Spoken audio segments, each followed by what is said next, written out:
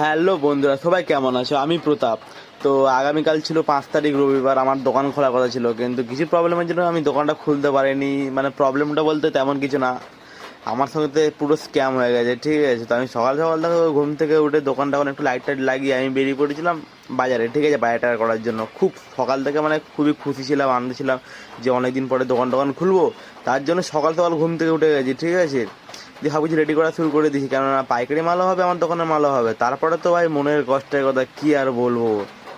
স্নান টান করে সব কষ্ট করে মাল টাল বানিয়ে, ঠিক আছে, যখনই দোকান নিয়ে বেরোবো সব কিছু গোছানো রেডি কমপ্লিট, যখনই দোকান নিয়ে বেরোবো তখনই হতে হয়েছে বৃষ্টি, ঠিক আছে। মানে সকাল থেকে এমনি হালকা হালকা হচ্ছিল।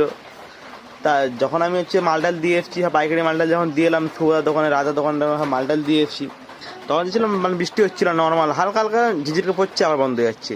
কিন্তু এইভাবে যে বৃষ্টি হবে আমি ভাবতে পারিনি, ঠিক আছে। আমার সাথে পুরো স্ক্যাম হয়ে গেছে, আমার মন প্রচুর খারাপ হয়ে গেছে, ঠিক আছে। আর কি করব, মনের দুঃখে চলে গেছি রাম মন্দিরের সুগার দোকানে গিয়ে একটু আড্ডা বাড্ডা মারলাম, খাবার টাবার খাচ্ছিলাম, ভালো লাগছে না। তারপরে চলে এসেছি রাজার দোকান, রাজার ছেলেটা ম্যাগি খাচ্ছে, আমরা বলে ভাই একটু তুই খা। না আর আমি খাবো না, আমার মনের কষ্ট যা, আর খাওয়া টাওয়া বন্ধ হয়ে যাবে।